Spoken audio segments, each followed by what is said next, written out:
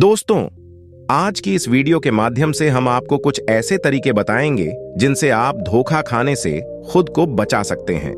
भावनात्मक रूप से कमजोर आदमी का लोग हमेशा फायदा उठाते रहते हैं।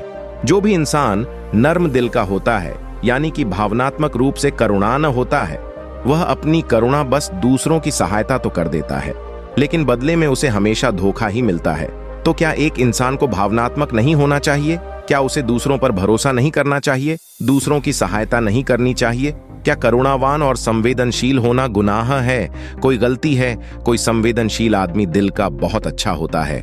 आइए जानते हैं इस कहानी के माध्यम से। उससे पहले अगर आप भी भगवान बुद्ध को दिल से मानते हैं और उनके सच्चे भक्त हैं, तो कहानी को पूरा सुने और कमेंट बॉक्स में नमो बुद्धाय अवश्य लिखें। एक बार एक युवक जंगल के वृक्ष पर मुक्के मार रहा था। वह बहुत जोर जोर से मुक्के मार रहा था। वह अपने मन का गुस्सा निकालने की कोशिश कर रहा था। शायद उसको किसी ने धोखा दिया था या फिर उसके साथ बहुत बुरा हुआ था, जिससे वह बहुत ज्यादा परेशान था। उसे कहीं भी शांति नहीं मिल रही थी। वह लगातार उस वृक्ष पर मुक्का मार रहा था, जिससे उसकी उंगलियां लहूलुहान हो चुकी थीं। उसी जंगल में एक शीतल पानी का झरना था। वहां पर एक बौद्ध भिक्षु रोज संध्या के समय स्नान करने आया करते थे। यह उनका नित्य का नियम था। आज जब वह इस्ते से स्नान करने के लिए उस जंगल में आए, तो उन्होंने देखा कि युवक जोर जोर से चीख रहा था और रो रहा था और लगातार उस वृक्ष पर मुक्के के मारे जा रहा था। उस युवक के आसपास कोई मौजूद नहीं था। इससे उस भिक्षु को उस युवक की चिंता होने लगी। उसने सोचा कि अगर मैं इसे ऐसे ही अनदेखा करके चला जाऊं, तो कहीं यह आत्महत्या न कर ले। ऐसे विचार आने के बाद भी वह कुछ नहीं बोले।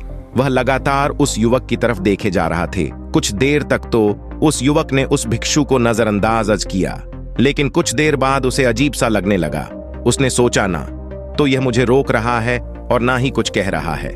यह तो बस मुझे देखे जा रहा है। इसका क्या मतलब है? बहुत अजीब आदमी है। ऐसे ही विचार उस युवक के मन में उठने लगे। जब कुछ देर बाद भी वह भिक्षु कुछ नहीं बोला, तो युवक ने अचानक से उस भिक्षु से पूछा कि महाशय, आप अपने रास्ते क्यों नहीं चले जाते? आपको क्या मतलब? आप यहां रुककर मुझे देख क्यों रहे हैं? भिक्षु ने बहुत शांत स्वर में कहा कि मैं तुम्हें रोक नहीं रहा हूं, तुमसे कुछ कह नहीं रहा हूं, तो मुझसे तुम्हें क्या परेशानी है? मेरी तरह ही यह वृक्ष, पौधे और पक्षी, यह सब तुम्हें तो देख ही रहे हैं। जब इनसे तुम्हें कोई परेशानी नहीं है, तो मुझसे क्यों परेशानी है? यह सुनकर और युवक जोर से चीख कर बोला, मुझे सबसे परेशानी है। मैं सबसे नफरत करता हूं। यहां पर सब धोखेबाज, गद्दार लोग रहते हैं। कोई किसी का नहीं होता इस दुनिया में। इस तरह बोलते बोलते वह फूट फूट कर रोने लगा और रोए जा रहा था और भिक्षु उसे देखे जा रहा था। वह भिक्षु उसे चुप कराने की कोशिश भी नहीं कर रहा था। यह बात तो उस युवक को और ज्यादा अजीब लगी। अब रोना बंद करके उस युवक ने सीधे होकर उस भिक्षु से कहा, आप बहुत अजीब आदमी हैं। आपके सामने कोई इंसान रो रहा और आप उसे चुप भी नहीं करा सकते। आपके मन में बिल्कुल भी संवेदना नहीं है। बहुत अजीब और कठोर हृदय वाला साधु हैं। आपको अपने साधु होने पर खेद होना चाहिए। और ऐसे ही ना जाने क्या क्या जली कटी बातें वह युवक उस भिक्षु को सुनाने लगा। कुछ देर बाद जब युवक का गुस्सा निकल चुका, तब भिक्षु ने बहुत ही शांत स्वर में कहा कि आज मैं तुम्हें कंधा दे सकता हूं, तुम्हारे आंसू भी पहुंच सकता हूं, लेकिन इससे तुम्हारी समस्या का समाधान नहीं होगा। कुछ देर के लिए तुम्हारा मन शांत हो जाएगा, उसके बाद फिर वही जिंदगी, वही लोग जो तुम्हें आज कंधा देने के लिए भी तुम्हारे पास नहीं है। फिर से तुम उसी जिंदगी में लौट जाओगे।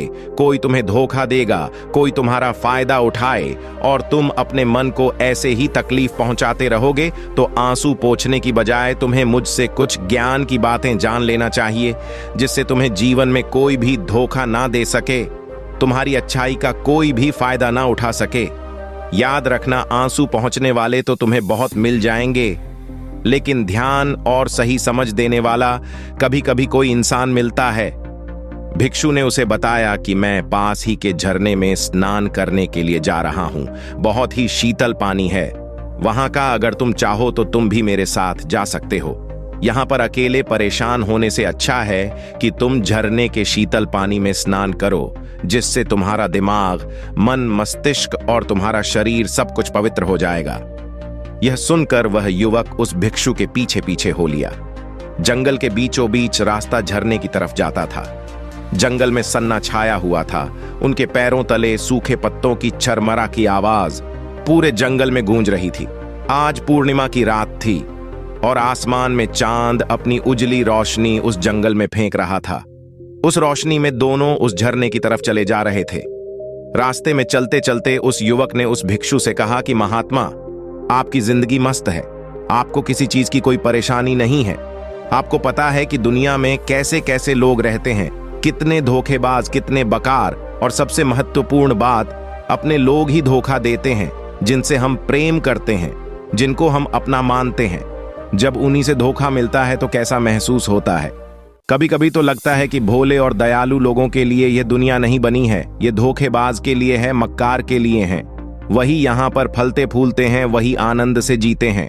और हमारे जैसे लोग जो दूसरों की सहायता करते हैं, दूसरों को अपना मानते हैं, वह हमेशा जीवन भर हर दुख में रहते हैं। यही जीवन की सत्यता है और यही संसार है जिसमें हमें रोज घुट घुट कर मरना होता है। गुरुदेव, आपने सही किया, ऐसी जिंदगी को त्याग दिया, पीछे रहने दिया। अब बस अपने में मस्त, किसी से कोई परेशानी नहीं है, किसी की कोई चिंता नहीं। मैं भी सोचता हूं कि मैं भी सन्यास ले लूं। यह सुनकर उस भिक्षु ने कहा कि तुम्हें क्या लगता है, सन्यासी जीवन बहुत आसान होता है? भिक्षु ने बहुत शांत स्वर में कहा कि तुम्हें तो 2 वक्त की रोटी तो शांति से मिल जाती है, हमें तो कभी कभी वह भी नसीब नहीं होती। अगर भिक्षा मिल जाती है तो हम खा लेते हैं, वरना हमें तो भूखा ही सोना पड़ी देता है। यही हमारा सन्यासी जीवन है। हमें हमेशा नीचे सोना रहता है, सिर्फ एक लंगोट में रहना होता है, चाहे कैसा भी मौसम क्यों ना हो। तो ये सब तुम्हें आसान लगता है तो तुम भी सन्यासी बन जाओ। युवक ने कहा कि आप कहते तो ठीक ही हैं, संघर्ष तो दोनों तरफ है, सांसारिक जीवन में भी और सन्यास जीवन में भी। वैसे सांसारिक जीवन भी अच्छा है, लेकिन तब तक जब तक घर परिवार में सुख शांति बनी रहे, धोखा ना मिले, हमारे लोग हमारा फायदा ना उठाएं, हमसे झूठ ना बोले, हमें धोखा ना दे, तब तो जीवन जीने का आनंद होता, वरना जीवन नर्क हो जाता है। भिक्षु ने कहा, सन्यास अपने मन से लिया जाता है। जब हमारा मन कहता है कि हमें सन्यास के मार्ग पर सफलता हासिल करनी है, आगे जाना है, तो ही सन्यासी जीवन सफल हो पाता है। लेकिन तुम अपने घर से परेशान होकर, दूसरे लोगों से परेशान होकर सन्यासी बनना चाहते हो, तो तुम्हारा सन्यासी जीवन भी कभी सफल नहीं होगा। इससे अच्छा तो तुम सांसारिक जीवन में अगर कुछ तरीके, कुछ नियम अपना हो, तो दूसरे लोग तुम्हें धोखा नहीं दे पाएंगे। सबसे पहले तो यह समझो कि धोखा उन्हें ही मिलता है जो भावनात्मक रूप से कमजोर होते हैं, जिनका दिल जल्दी पिघल जाता है, जो दूसरों को दुख में नहीं देख पाते। ऐसे लोगों के साथ धोखे होने की संभावना ज्यादा होती है, क्योंकि कोई भी आदमी अपनी परेशानी बताकर, अपने आप को दुख में बताकर तुम्हारा फायदा उठा सकता है। क्या पता वह झूठ बोल रहा हो, वह दुखी होने का अभिनय कर रहा हो, लेकिन आपको तो सच ही लगेगा और उसके कुछ समय बाद आपको पता चलता है कि आपके साथ धोखा हो गया। उसके बाद आपका मन अंदर से टूट जाता है। इसीलिए सबसे पहली बात, ध्यान रखना कि किसी भी व्यक्ति को यह एहसास मत होने दो कि तुम भावनात्मक रूप से कमजोर हो। अंदर से तुम्हारा दिल नरम है। अगर उन्हें यह कमजोरी आपकी पता चल गई तो वह कोई ना कोई जाल रचकर आपका फायदा उठाने की जरूर कोशिश करेंगे। चाहे आप अंदर से संवेदनशील हो, दूसरों की मदद करने वाले हो, लेकिन किसी को एहसास मत होने दो। ऊपर से कठोर बने रहो। जब लोगों को लगेगा कि इससे कुछ बोलने का फायदा ही नहीं है, यह आदमी कठोर है, नहीं पिघलेगा, तो खुद वह लोग जो झूठे हैं वह आपके पास आएंगे ही नहीं। वह उन्हें चुनेंगे जो उनके आसान शिकार होंगे।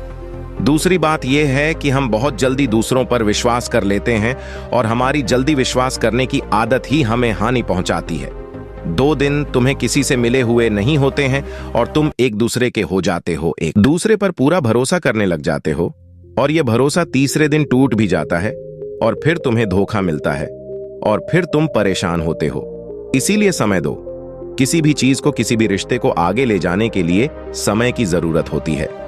समय के साथ तुम्हें सामने वाले इंसान की अच्छाई और बुराई पता चलती है। तब तुम्हें पूर्ण रूप से पता चलता है कि इंसान वास्तव में कैसा है।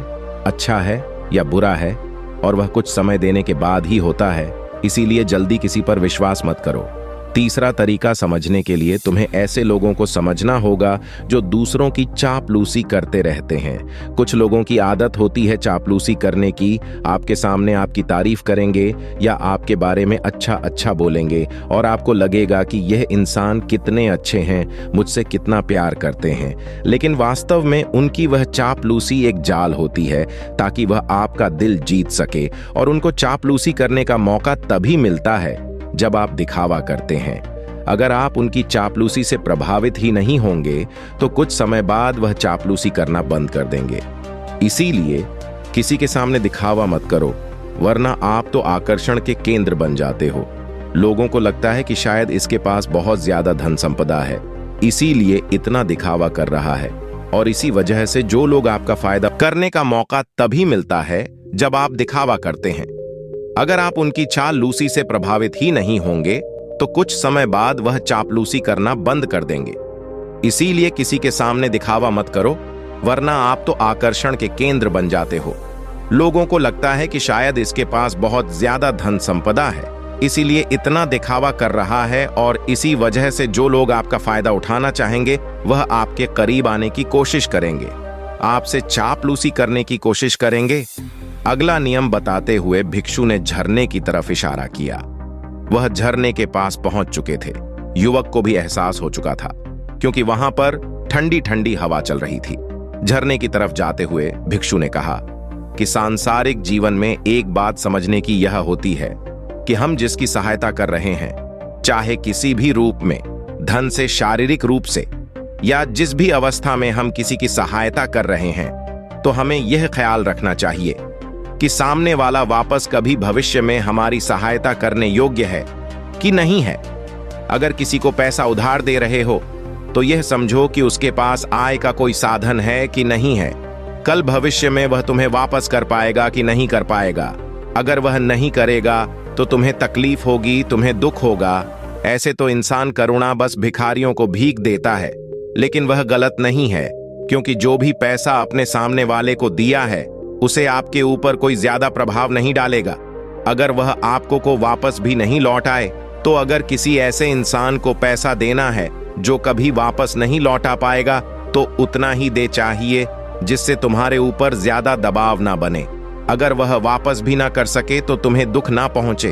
अब तक वह दोनों झरने पर पहुंच चुके थे। दोनों ने अपने वस्त्र उतार कर उस झरने के शीतल पानी में कूद गए। पानी ठंडा था। उन दोनों की सारी थकान और उदासी पल भर में ही दूर हो गई। स्नान कर लेने के बाद दोनों उस झरने के सामने एक वृक्ष के नीचे बैठकर बातें करने लगे। भिक्षु ने उसे आगे समझाते हुए कहा कि शुरुआत में लोगों को नजरअंदाज करना सीखो। जब तुम किसी को शुरुआत में नजरअंदाज करते हो तो जो भी लोग किसी लालच की वजह से तुम्हारे पास चिपक रहे थे, उनकी छटनी हो जाएगी।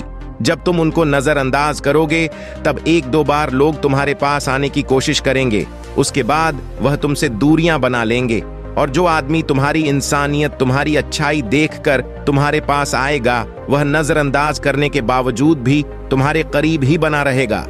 और यही तो एक सच्चे इंसान की पहचान होती है। जो हमारे अपने होते हैं उनसे हम तकरार भी कर लेते हैं, कला भी कर लेते हैं, उसके बावजूद भी वह हमारी बातों का बुरा नहीं मानते हैं। चाहे कुछ ही समय के लिए वह हमसे नाराज रहे, लेकिन कुछ समय बाद फिर से हम एक हो जाते हैं। और यही तो घर परिवार का मतलब होता है, यही तो अपनों का मतलब होता है। इसीलिए शुरुआत में अनजान लोगों को नजरअंदाज करना सीखो, इग्नोर करना सीखो, ताकि धोखेबाज मक्कार लोग तुम्हारे करीब ही ना आ पाए। अपने इस वार्तालाप को खत्म करते हुए भिक्षु ने अपनी आखिरी और पांचवी बात बताते हुए कहा कि यह आखिरी सीख सबसे ज्यादा महत्वपूर्ण है। सब कुछ होने बाद भी तुम्हें धोखे मिल सकते हैं, लेकिन तुम अगर अपने आंख और कान और अपना दिमाग खोल कर रखते हो, अगर तुम होश में रहोगे, ध्यान करो, तो तुम्हें इंसान की आंखें देखते ही समझ में आ जाएगा कि उसे तुमसे क्या चाहिए। तुम उसकी इच्छा और उसका स्वभाव उसकी आंखों में ही देख सकते हो। लोगों की आंखों में, उनकी वाणी में, उनके स्वभाव में उनका सब कुछ दिखाई देता है। बस हम ही अपनी आंखें मुंह कर रहते हैं। दूसरे लोगों से जानो, उसके रिश्तेदारों से जानो, उसके परिवार वालों से जानो कि वह इंसान कैसा है, दूसरों के साथ उसका व्यवहार कैसा है उसकी जांच करो, तब किसी पर विश्वास करो, ऐसे ही किसी पर विश्वास मत कर लेना। अगर तुम किसी के साथ लंबे समय तक भरोसा करना चाहते हो, किसी के साथ कोई संबंध बनाना चाहते हो और कोई दोस्ती करना चाहते हो या किसी की मदद करना चाहते हो, तो इन सभी परिस्थितियों के बारे में तुम्हें जरूर पता होना चाहिए कि दूसरे लोग उस इंसान के बारे में क्या सोच रखते हैं। इसके बाद तुम जीवन में कभी भी धोखा नहीं खाओगे और तुम्हें कभी भी धोखे की वजह से पछताना नहीं होगा। इसी तरह की बातें करते हुए भिक्षु और वह युवक दोनों जंगल से बाहर आ गए और अपने अपने घर को चले गए। दोस्तों, इसी तरह और भी मोटिवेशनल वीडियो देखने के लिए आप हमारे चैनल को लाइक करें, शेयर करें और बेल नोटिफिकेशन को ऑल पर सेलेक्ट जरूर करें। धन्यवाद।